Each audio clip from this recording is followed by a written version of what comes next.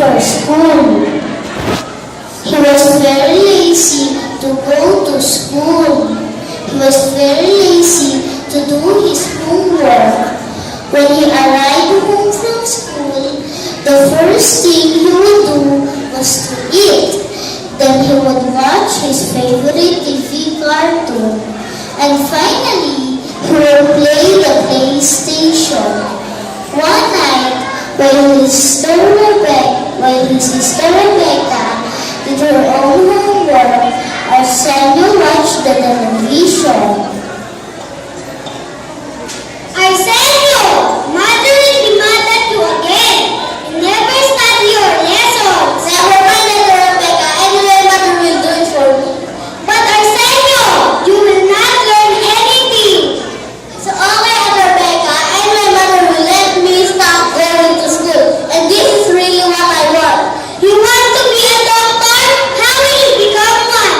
If you will not study your lessons.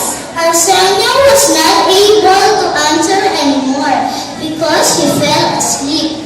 Arsenio dreamt that his book became a human being.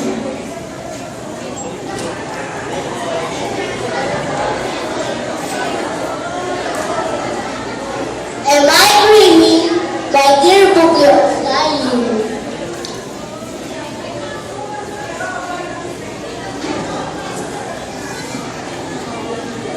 No, you are not dreaming. Come and be right with me, and I will tell you your future.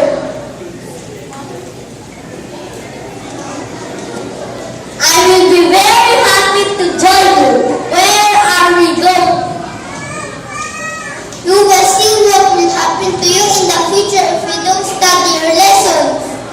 Arsenio and the flying book visited a squatter's area. There Arsenio saw someone who looked like him.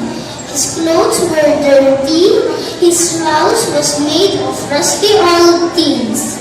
There was no food on the table. That man looks like me. Yes, he is you. But how come? I am here and I'm still young. Yes, but that is what will become if you don't study your lessons. Are you kidding? No, I'm not. I was giving you the power by very godmother to let you realize your mistakes.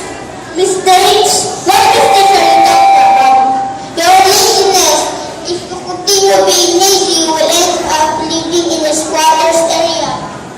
Please, my dear book, from now on, I will do my homework every day, and I promise to be studious and promise to start my lessons every day. Arsenio was awakened from his dream. He realized that everything was only a dream. He promised not to be lazy with his studies anymore because he did not like to live in the squatter's area.